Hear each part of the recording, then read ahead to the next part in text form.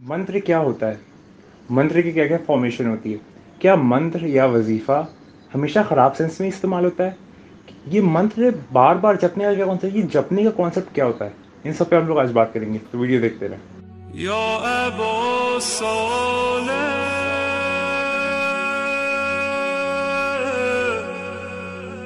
लेकिन आज मैं आपको बताऊँगा कि असल मायने में ये तंत्र या मंत्र या जिसको उर्दू में वज़ीफ़ा कहते हैं, आखिर ये होता क्या है?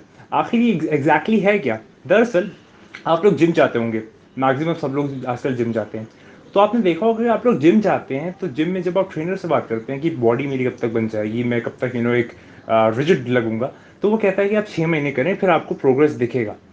दरअसल आप इसमें अगर आप सोच के देखें तो आपने देखा होगा कि आप 6 महीने रेगुलर जिम जाते हैं, लगातार जिम जाते हैं, रोज़ जाते हैं, बार-बार जाते हैं, हज़ार बार जाते हैं और जाने के दौरान आप कभी शक नहीं करते यार कि मैं बार-बार क्यों जा रहा हूँ? क्योंकि आप जानते हैं कि जो रेगुलर प्रोसेस है, जो आपका रेगुलर प्रोसेस है, जो रोज़ आप करते हैं, उससे आपको नतीजा मिलेगा, उससे आपको रिज़ल्ट मिलेगा, उससे आपको पता चलेगा कि हाँ, यार मेरी बॉडी बन रही है।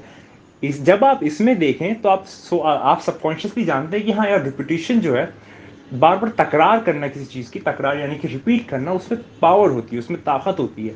अब आप इसको अगर आप अध्यात्म की तरफ आ जाएँ, स्पिरिचुअलिटी की तरफ आ जाएँ, मिस्टिसिज़्म की तरफ आ जाएँ, रहस्यवाद की तरफ अगर आ जाएँ, तो अब आप देखें कोई भी नाम किसी भी पर्सपेक्टिव रिलीजन का अगर आप उठा लें, ओम ले लें आप हू ले लें, आप वाहेवा ले लें, आप इलोहिम ले लें, आप कोई भी नाम ले लें जो खुदा का डिफरेंट रिलीजन्स में नाम है और अगर आप उसको बार-बार पढ़ें, तो आपने देखा होगा कुछ चीज़ें एक की जो क्वांटिटी होती है जिसको हम जितनी बार पढ़ें वो एक एग्जैक्ट होती है। जैसे कि अगर हिंदूज की अगर हम लोग माला देखें तो उसमें 108 ब्लॉक्स होते हैं।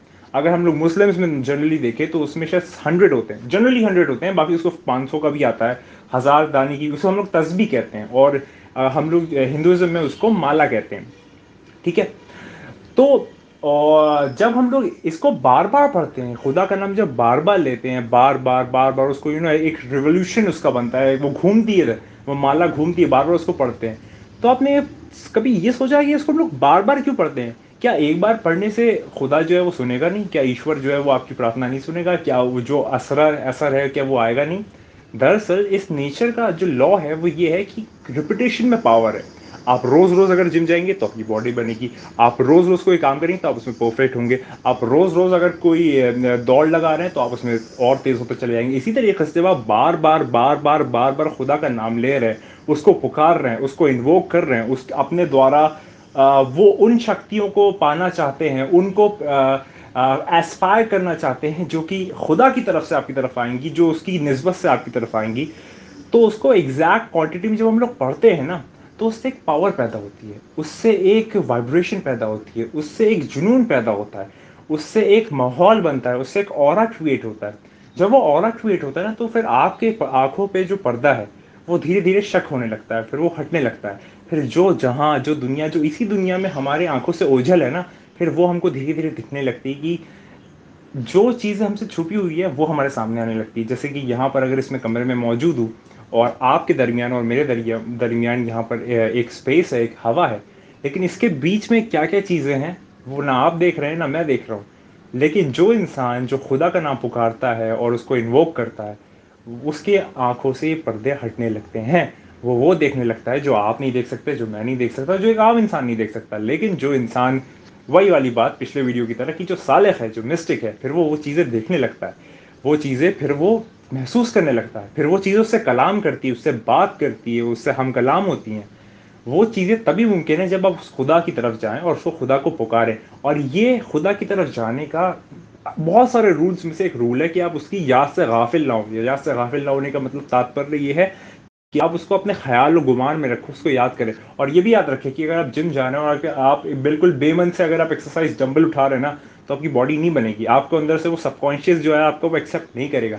लेकिन अगर आप बहुत ज़्यादा डिटर्मिनेंट हैं, बहुत ज़्यादा फोकस बहुत ज़रूरी है। अगर आप फोकस है तो आपकी बॉडी में ना आपको असर दिखाएगा, आपको बनेगी आपकी बॉडी। इसी तरीके से अगर आप खुदा का नाम पुकार रहे हैं, ओम, हु, कोई भी आप वाहे वाह, कोई भी अगर आप फॉर्मेशन का नाम पुकार रहे हैं खुदा का, लेकिन आप उस पे फोकस नहीं, आपको पता ही नहीं कि आप पढ़ क्या रहे हैं, कितनी बड़ी बात आप कर रहे हैं, आप क्या चीज़ कर रहे हैं, तो उससे असर ज़ाहिर नहीं होंगे। फिर आप चाहे साल पढ़ें, 2 साल पढ़ें, 10 साल पढ़ें, पढ़ते ही रहें, कुछ नहीं होगा।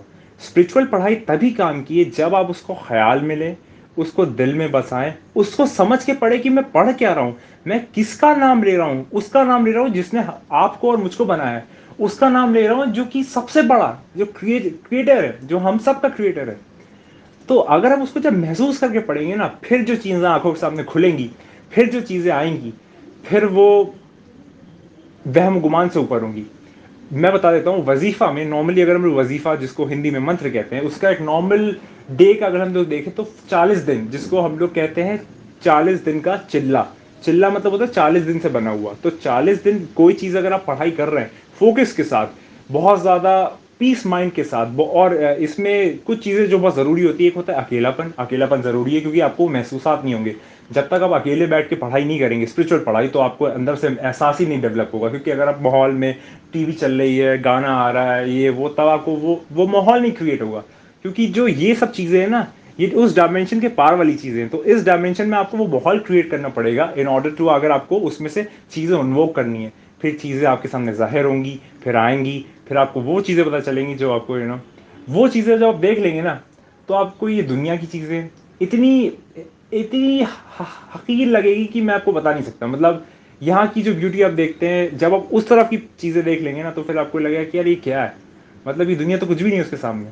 जो खुदा का इश्क पा लेता है ना, फिर उसको इश्क के मजाजी में मज़ा नहीं आता। जो इश्क हकीकी पा लेता है, जो खुदा का, जो परमात्मा का, जो ईश्वर का इश्क पा लेता है, उसको फिर यहाँ वहाँ का इश्क में लुत्फ नहीं आता, मज़ा नहीं आता।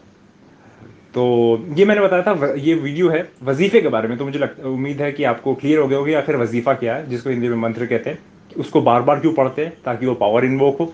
उसको एक स्पेसिफिक क्वांटिटी में पढ़ते हैं, हर नाम की एक स्पेसिफिक क्वांटिटी होती है। अब वो आ जाती है उसके अदद के हिसाब से, अदद यानी कि उसकी न्यूमरोलॉजिकल वैल्यू क्या बनती है, उस हिसाब से वो हम उसको उस हिसाब से पढ़ते हैं। अब उसको डिफरेंस है, उसको आगे वाली वीडियोस में हम कभी डिस्कस करेंगे। तो मुझे उम्मीद है कि आपको पसंद आई होगी वीडियो, और अगर पसंद है तो प्लीज़ चैनल को सब्सक्राइब करें, वीडियो को लाइक करें, कमेंट में ज़रूर आप अपनी राय जाहिर करें कि आपको और किस टाइप की वीडियो चाहिए। और इंशाल्लाह मैं बिल्कुल आपके हाजिर खिदमत हूँ, और अच्छी अच्छी वीडियो लाने की कोशिश करूँगा। तो आपसे इजाज़त चाहता हूँ, और हाँ, हमेशा वाली बात की खुदा को याद करो, खुदा की अस्सलाम, खुदा को याद करो, खुदा या हाफिज़। अबा साले